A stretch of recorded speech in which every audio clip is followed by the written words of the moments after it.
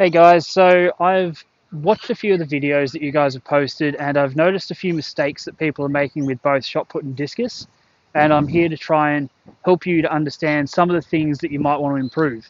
So first of all, our grip on a shot put. I see a lot of people holding it like this, but what we want to be doing is holding it like this. You're going to rest the ball on the knuckles of your fingers on the inside, and then you're going to put your thumb just to the side, so it's going to sit nicely like this. I don't want to see people do this because that's not really the way you hold the shot put.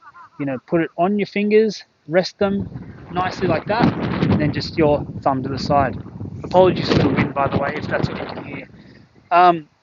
Then the next step, stand with your legs wide apart, a bit more than shoulder width, turned onto the side from your target. You're going to put your shot put up in the air, you're going to lower it down, touch it against your neck, and then your elbow. See where my elbow is? It's nice and high, it's in line with my body. So if I had my arms out like this, the whole thing makes a straight line. Then you're going to turn towards your target and you're going to duck down with your back leg. If you want to do it the basic way, just like this, or if you want to get a bit more advanced, down like this, and then you swing around and you get rid of the ball. The other thing that people were doing was throwing it. So when you're using an actual shot put, it's very, very, very heavy. So if you did this and then threw the ball, your elbow and your shoulder would end up with a lot of pain or possibly an injury. So we want to really focus on pushing the ball. When I've got the ball against my neck like this, I got my thumb pointing down towards the ground.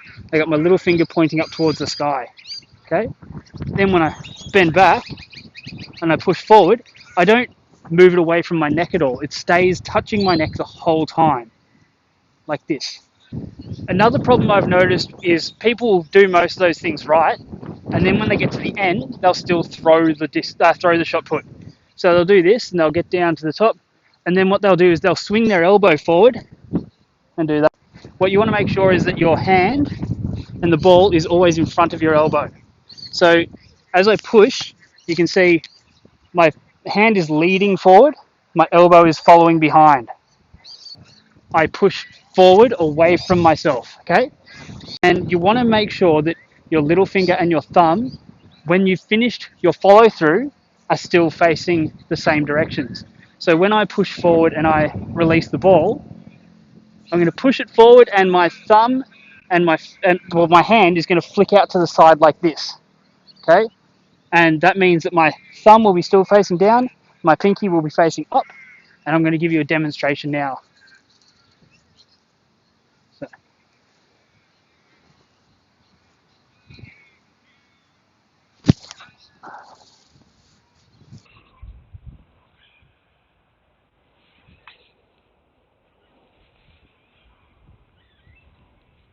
Now here's a demonstration bending all the way down.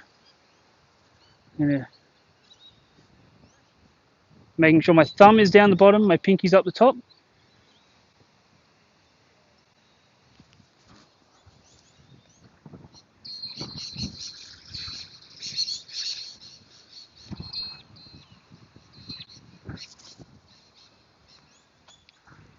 So next we're going to discuss the discus.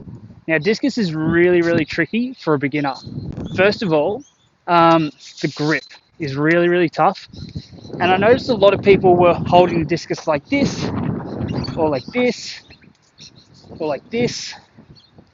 And that just makes it really hard to throw, and it's not the correct technique. So really, really trying to drive home the point that the way you want to do the discus is grip it like this. You put your finger in the middle, your index finger right in the middle, run a line down, then you just hook just your fingertips over the top. So move it closer to the camera so you can see that. Just hooked over the top. My thumb is flat on the disc. Okay, it doesn't hang out over here. It's just nice and flat. Okay. The thing is, when you're doing your warm-ups like this, you won't be able to hold it up like that. It's going to fall. distance. And I know that, and that's why a lot of people tend to grab it like this. But the reason you do it like this is because when you swing the discus in front of you, the air pressure pushes the discus outwards there, and it will push it against your fingertips, and you'll feel it putting pressure on your fingertips. See how I can do it here? See the wind coming along, and it's not blowing it out of my hand. Okay? The only time I put any pressure on the bottom of the discus is when it comes to the front of me, like this. Okay? The other thing I saw some people doing, so I'm right-handed, so I need to throw it with my left foot pointing forward and my right foot at the back.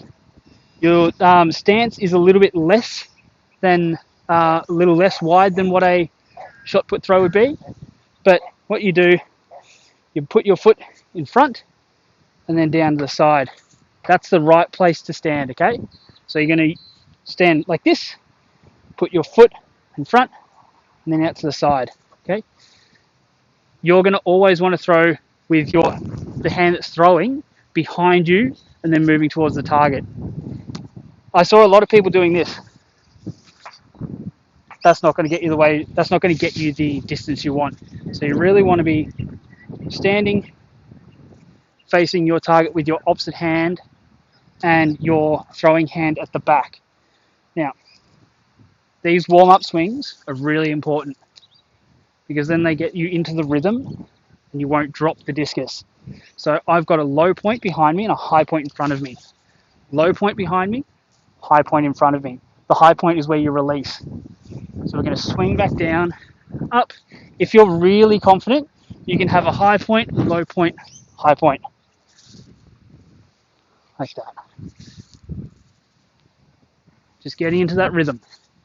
Okay, so when you have a low point and a high point, it's going to look like this. Bending back on my back leg. I'm not bending my front leg all that much. It's just a little bit to compensate. And swing forward. One of the other things I notice people doing is they might be gripping it right with their hand, but they'll hold it. So they'll put it in their hand and then they'll bend their wrist over to hold it in place. Don't do that because that's also going to be really hard to release it. With the release, this is another really tricky part, and it's really hard for people to get their brains wrapped around it. But when we're releasing it, we want it to come out over the top of our first finger. Between our thumb and our first finger, that's where it's going to get released. A lot of people will tend to go like this and swing it so it spins like that. It looks pretty because it's going to spin a little bit flatter, but it's not going to go as far. So you really want to swing it out this way. It leads at the front of your hand. The way to practice that, I know it was in some of the videos that I shared, but I'm not sure if everybody watched them all. So you can just practice by rolling it out of your hand like that.